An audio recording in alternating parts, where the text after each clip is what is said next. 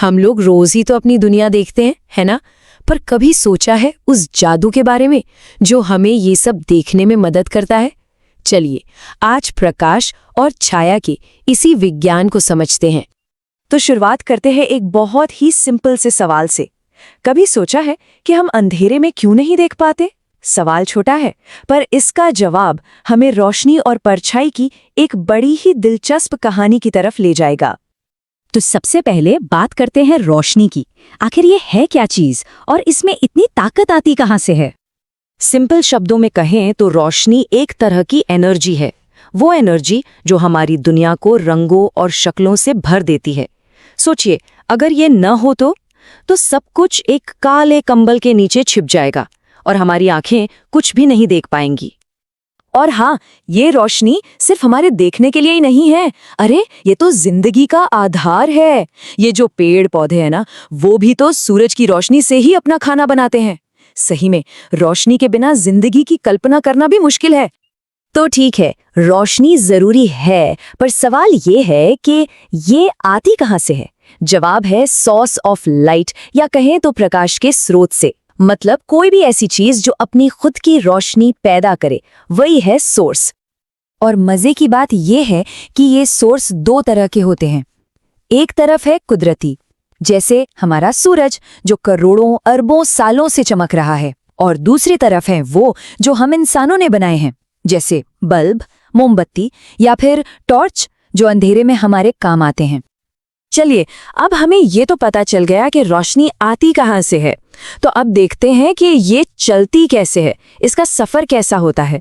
और मज़े की बात यह है कि इसका सफ़र बहुत तेज और एकदम सीधा होता है।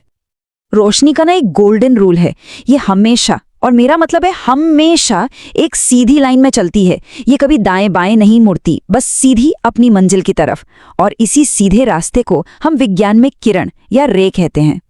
सीधा तो चलती है, ये तो ठीक है, पर कितनी तेज, कोई अंदाजा है? इसकी स्पीड कितनी होगी? चलिए पता लगाते हैं। इसका जवाब सच में हैरान कर देने वाला है। सूरज से हमारी धरती तक करोड़ों किलोमीटर का फासला है ना? इस दूरी को तय करने में रोशनी को लगते हैं सिर्फ 8 मिनट। कमाल है ना? लेकिन कहानी में एक ट्विस्ट है। क्या हो अगर रोशनी के इस सुपरफास्ट और सीधे रास्ते में कोई रुकावट आ जाए? यहीं से खेल और मजेदार हो जाता है। रोशनी की असली बाधा दौड़ यहीं से शुरू होती है। तो जरा सोचिए, जब कोई चीज रोशनी के रास्ते में आ जाती है तो रोशनी क्या करती है? क्या वो रुक जाती है या उसके आर पार निकल जाती है? इसका जवाब इस बात पर निर्भर करता है कि सामने चीज कैसी है। देखिए, 3 तरह की चीजें होती हैं। पहली होती है ट्रांसपेरेंट, यानी पारदर्शी, जैसे खिड़की का कांच। रोशनी इनमें से आर पार निकल जाती है। दूसरी होती है ट्रांसलूसेंट या पारभासी, जैसे फ्रॉस्टेड ग्लास। ये कुछ रोशनी को जाने देती हैं और कुछ को रोक लेती हैं। और फिर आती है तीसरी तरह की चीजें, ओपेक, यानी अपारदर्शी, जैसे कि एक लकड़ी का दरवाजा। ये रोशनी का रास्ता पूरी तरह से ब्लॉक कर देती हैं। तो चलिए अब हम इसी तीसरी तरह की चीज पर फोकस करते हैं, ओपेक यानी अपारदर्शी। जब रोशनी इनसे टकराकर पूरी तरह रुक जाती है तो क्या बनता है? और यहीं से जन्म होता है एक बहुत ही जानी पहचानी और खूबसूरत चीज का, जिसे हम कहते हैं परछाई। यहां से शुरू होता है परछाइयों का खेल। तो परछाई है क्या? असल में ये बस वो जगह है जहां रोशनी पहुंच नहीं सकी। क्यों? क्योंकि किसी ओपेक चीज ने उसका रास्ता रोक लिया। तो एक तरह से ये अंधेरे का वो छोटा सा हिस्सा है जो रोशनी के रुक जाने से बन गया।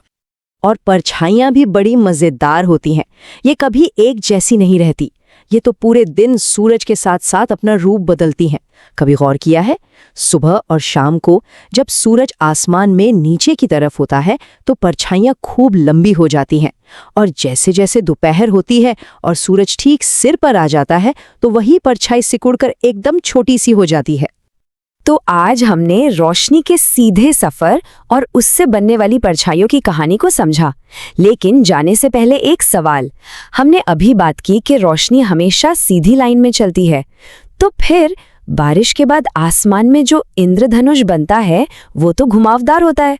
उसमें वो खूबसूरत मोड़ कहाँ से आता है? सोचिएगा जरूर इस बारे में।